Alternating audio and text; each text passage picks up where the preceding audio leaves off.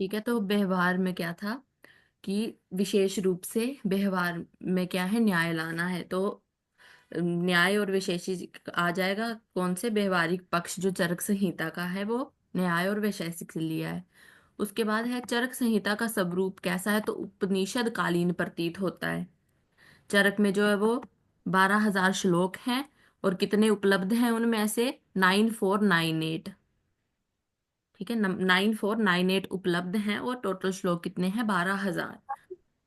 हरित संहिता में ऐसा उल्लेख है कि डॉक्टर ऋषभ अपना माइक बंद कर लो। हरित संहिता में ऐसा उल्लेख है कि आत्रेय ने 5 संहिताएं बनाई जिसमें उन्होंने श्लोक बोले। 5 संहिताओं में कैसे श्लोक बोले, तो सीक्वेंस में पहले 24,000, 12,000, फिर 6,000, 3,000 और फिर 1,500। ठीक है, 24 का 12 रह गया, 12 का आधा रह गया, तीन फिर 6 का आधा रह गया, तो 24,000, 12,000, 6,000, 3,000 और 1,500। ध्यान रखना है 2400 नहीं है, 24,000 है। 24,000, 12,000, 6,000, 3,000 और 1,500 कहाँ पे, इन 5 संहिताओं में जो है वो उल्लेख किया गया है। तो हरित संहिता में ऐसा मिलता है कि जो आत्रेय ने 5 संहिताएं बनाई थी, ठीक है, उनमें जो है वो इसका उल्लेख है। एक हमने पीछे किया था कि चरक की जो जन्म है वो नागवंश से, किस आचार्य ने माना है, बोलो। मैम आचार्य काश्यप ने। आचार्य काश्यप ने।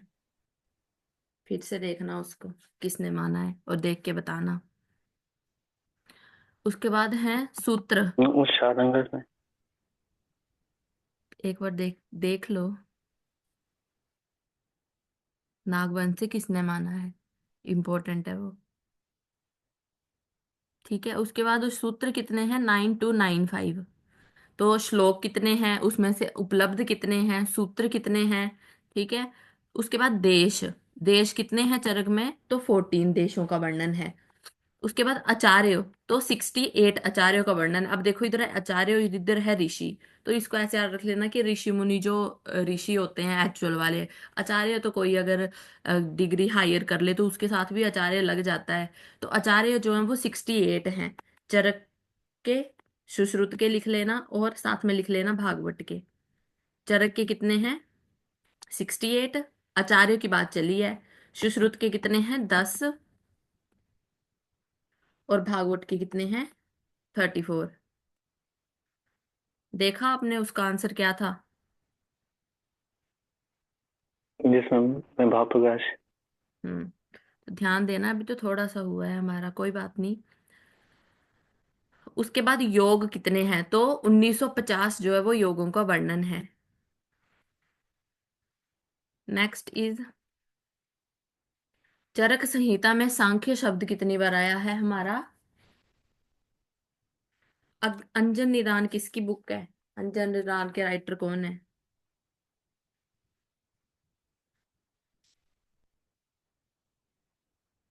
टेस्ट था ना आज आपका, अंजन निदान के राइटर कौन है। गणनाथ सेन, अग्निवेश। मैम गणनाथ सिंह। तो सिद्धांत निदान के कौन है फिर।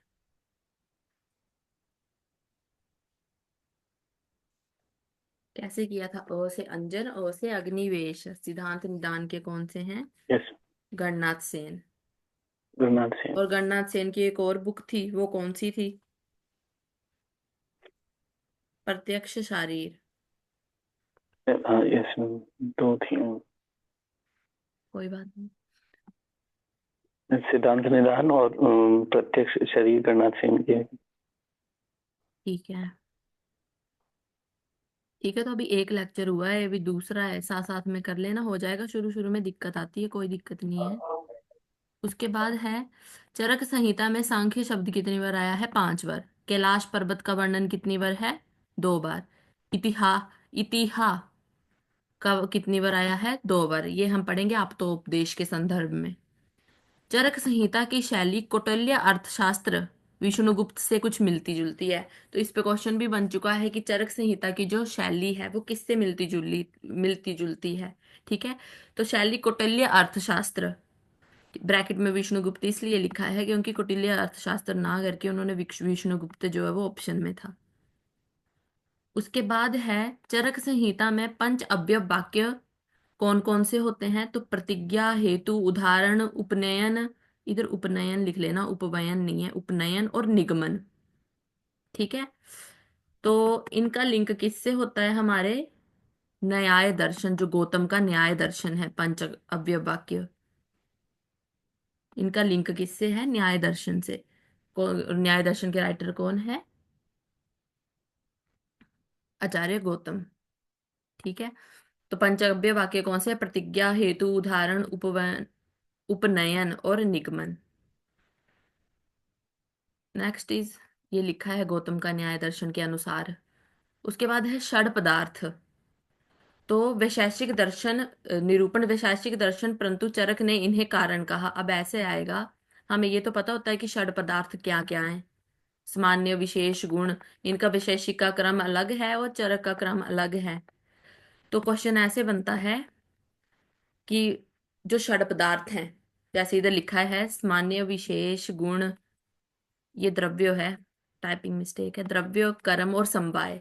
तो हमें पता है ये षड पदार्थ हैं। बट ऐसे होगा कि चरक ने षडकरण कौन से बोले हैं? क्योंकि चरक ने क्या है, षड पदार्थों को क्या बोला हुआ है? कारण बोला हुआ है। कारण है वो क्रम, उनका ये लिखा हुआ है, सामान्य, विशेष, गुण, एस बी जी, सब्जी, एस बी जी, डी के एस। ये चरक का सीक्वेंस है, चरक का सीक्वेंस। ये ध्यान में रखना है, क्योंकि हम कैसे पढ़ते हैं, द्रव्य, गुण, कर्म, विशेष, ऐसे पढ़ते हैं ना। तो ये चरक का सीक्वेंस है, एस बी, सब्जी, डी के एस, ऐसे याद रख लेना, सब्जी, डी के एस। उसके बाद है चरक संहिता गद्य व पद्य मिश्रित है। ठीक है। कुछ संहिता होती हैं वो सिर्फ गद्य मिश्रित होती हैं, कुछ संहिता होती है जो सिर्फ पद्य मिश्रित होती हैं, बट चरक संहिता क्या है? गद्य और पद्य मिश्रित दोनों है। चरक संहिता में प्रमाण कितने हैं? 4। और सुश्रुत में भी कितने हैं? 4। अब डिफरेंस क्या है? चरक ने बोला है आप्तोपदेश, प्रत्यक्ष, अनुमान और युक्ति। सुश्रुत ने बोला है आगम, मतलब आप्तोपदेश ही, प्रत्यक्ष, अनुमान और उपमान। कैसे बनेगा क्वेश्चन कि चरक ने तो युक्ति बोला है, बट सुश्रुत ने युक्ति की जगह क्या बोल दिया? उपमान बोल दिया। तो जब आप्तोपदेश, प्रत्यक्ष, अनुमान और उपमान लगेगा तो वो किसका हो जाएगा? सुश्रुत का। उसके बाद है जेनताक और खड़ुक शब्द का प्रयोग, जो कि बौद्ध दर्शन की भाषा शैली से लिया गया है। ये हम जब चरक सूत्र करेंगे उसमें जो है वो अध्याय आएगा उधर, कि इन ये वर्ड्स जो है वो कहाँ से लिए गए हैं, जैंताक्ष वेद के संदर्भ में है। ठीक है। ये चतुष्पाद के संदर्भ में है, कि बौद्ध दर्शन की भाषा शैली से ये लिए गए हैं।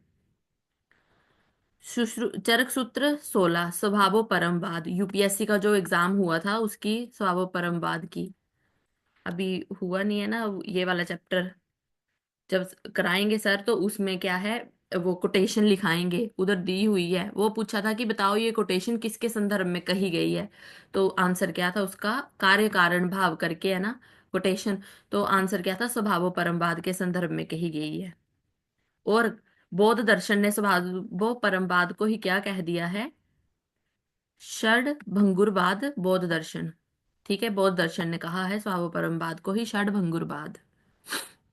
उसके बाद है आचार रसायन, चरक संहिता की मौलिक देन है। एक हमने पढ़ा था, अच्छा, रसायन श्रेष्ठ, और एक था श्रेष्ठ रसायन। श्रेष्ठ रसायन क्या था? आचार रसायन। रसायन श्रेष्ठ क्या था हमारा? पारद। रिवीजन की कॉपी में किया था हमने। उसके बाद है चरक सूत्र 15 में आतुराल्य का वर्णन है। चरक शारीर 8 में कुमारागार का वर्णन है। और चरक कल्प स्थान फर्स्ट में भेषजगागार का वर्णन है। और चरक शारीर 8 में सूतिकागार का वर्णन है। चरक शरीर 8 में दो आगे हमारे कुमारागार और सूतिकागार। ठीक है। और चरक सूत्र 15 में आतुराल्य का वर्णन है, और चरक कल्प 1 में भेषजागार। ये पहले भी बताया है, बड़े कंसाइज नोट है, और इधर से क्वेश्चन आना ही आना है, सो इधर की एक भी लाइन छूटनी नहीं चाहिए। ठीक है।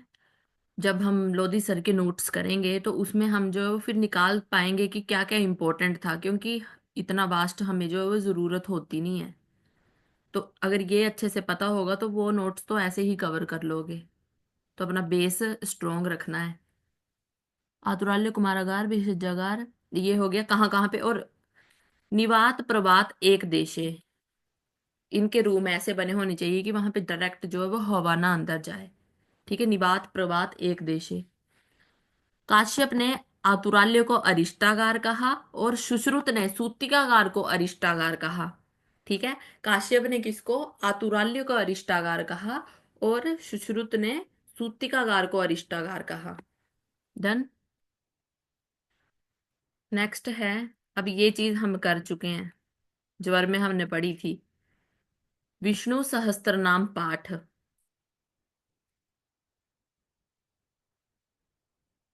ज्वर, विषम ज्वर शांति के लिए, और विषम ज्वर से भी ज्यादा अगर सर्व ज्वर होगा तो हम प्रायोरिटी इसको देंगे। ये उस टाइम नहीं उधर बताया, तो ये ध्यान रख लेना। ठीक है। हरित का और भेल का भी था कौन, अच्छा इधर लिखा तो है। हरित ने जो है वो रुद्र और हनुमत पूजन बोला है। भेल ने जो वृषभ ध्वज पूजन बोला है। ठीक है, विषम ज्वर की शांति के लिए, ये ध्यान में रखना है। चरक विमान 8 में 10 विध परीक्षीय भाव का वर्णन है। रेफरेंस बेस्ड क्वेश्चन भी बन जाते हैं कि 10 विध परीक्षीय भाव जो है वो कहाँ पे वर्णन है। जैसे जो हरियाणा का भी पीएससी हुआ था, उसमें बताया था कि सम दोष सम अग्नि वाला जो है वो श्लोक आ गया था, और विद श्लोक नंबर उसका रेफरेंस भी पूछ लिया था। तो सुश्रुत सूत्र 15 का 48 नंबर का जो श्लोक है। तो ऐसे बन जाते हैं कि हमें ये तो पता होना चाहिए कि चैप्टर का कौन सा है। श्लोक तो चलो नहीं याद हो पाते, बट कुछ इंपॉर्टेंट है वो हमने करने ही है। तो चरक विमान 8 में 10 विध परीक्षा भाव है। 10 विध आतुर परीक्षा जो कि चरक की मौलिक देन है। षड्विध परीक्षा का वर्णन किसने किया है, आचार्य सुश्रुत ने। ठीक है, परीक्षा परीक्षा वाला कर लेते हैं, उसके बाद फिर टेस्ट लेती हूँ। अष्टविध परीक्षा योग रत्नाकर की। ठीक है, भागवत ने दर्शन स्पर्शन प्रशन परीक्षा कितनी बोली है, भागवत ने दर्शन स्पर्शन और प्रशन। और जो, सॉरी, जो चरक के हैं वो क्या है, डीपीएस।